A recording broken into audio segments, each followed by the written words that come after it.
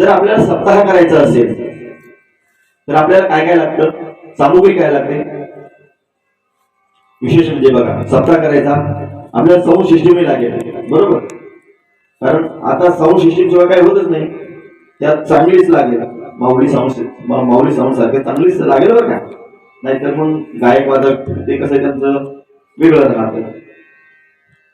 सप्ताह करायचा असेल साऊंडही लागेल, महाराजही लागेल, बरोबर, मृदंगाचार्यही लागेल, विनेकरही लागेल, परत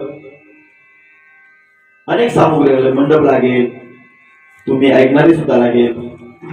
परंतु नाम जे असं आहे याला कुठला पैसा लागतो का? आपण पैसाही लागत नाही, काहीच लागत नाही, आपण कुठेही घेऊ शकतो, कसंही घेऊ शकतो, बरोबर?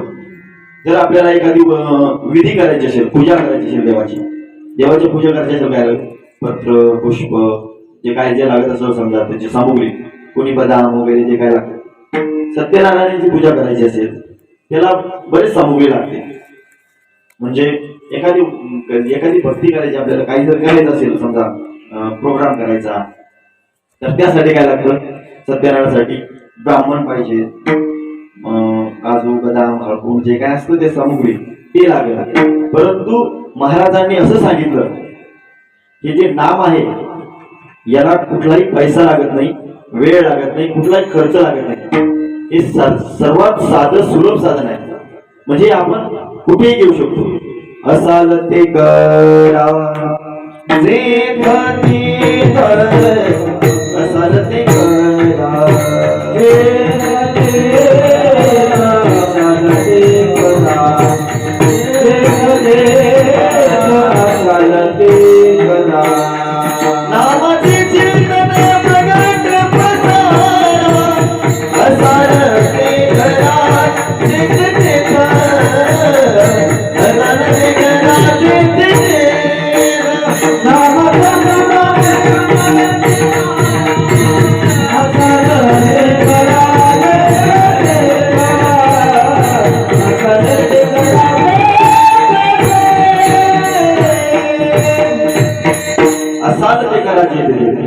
महाराजांनी असं सांगितलं, हे जे नाम आहे तुम्ही कुठेही घेऊ शकता, आताही घेऊ शकता, सकाळी उठल्यावरही घेऊ शकता, कुठेही घेऊ शकता. यासाठी कोणतं साधन नाही, म्हणजे काही तुम्हाला पैसा खर्च करायचा नाही. तुम्ही इथेही बसून म्हणू शकता विठ्ठल विठ्ठल विठ्ठल, किंवा जो सांगितलेला आहे म्हणतो रामकृष्ण हरी रामकृष्ण हरी रामकृष्ण हरी, आपण इथे घेऊ शकतो. याला कुठला पैसा लागतो का? कुठला खर्च लागतो का? कुठे वेळही द्यायचा गरज म्हणजे वेळही द्यायची गरज नाही. म्हणून महाराजांनी या अभंगामध्ये नाम सर्वात सोपं सांगितलंय. नामासंग